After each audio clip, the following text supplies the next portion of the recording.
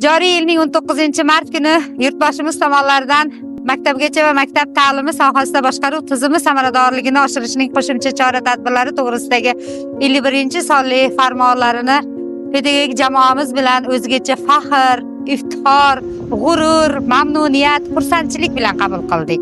Boisi farmonda sifat ko'rsatkichiga alohida e'tibor qaratilgan. Ana shu yurtboshimiz mana shu farmonni qabul qilishda ta'lim sohasida xizmat qilayotgan barcha soha vakillarini bosqichma-bosqich moddiy rag'batlantirishni bir alohida tartibini belgilab berganliklari har bir pedagogni quvontirdi deb o'ylaymiz. Sababi moddiy rag'bat qaysi soha vakili bo'lmasin, barchaga munosib kuch beradi, quvvat beradi. Yurtboshimiz ta'birlari bilan aytganda ana shu 3-Renessans bunyodkorlarni tarbiyalashga bor kuch, g'ayratini sarflaydi deb o'ylaymiz.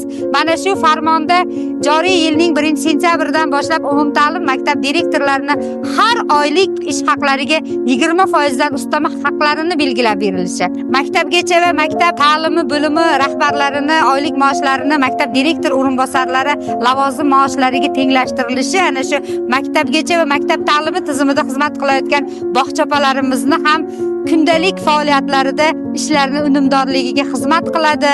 Ayniqsa barcha pedagoglarimizni quvontirgan bir jihat, maktab direktor jamg'armasi hisobidan biz ustoz murabbiylarimizni har yili 1-oktyabr bayramlarida mehnatga haq to'lashning eng kam miqdorini 50% dan oshmagan holda moddiy rag'batlar berardik.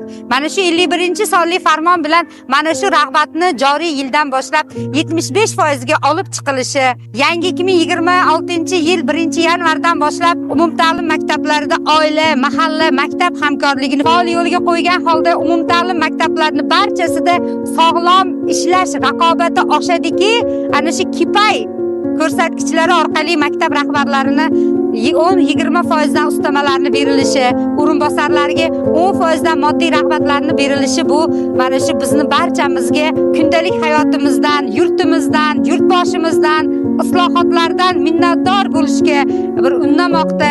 Jannatmakon yurtimizda tarbiyalanayotgan fidoyi, mard, jasur, bilimli, odobli, zikko, vatanparvar farzandlarni tarbiyalashda ustoz pedagoglarimizga kuchlariga kuch, g'ayratlariga g'ayrat qo'shadi.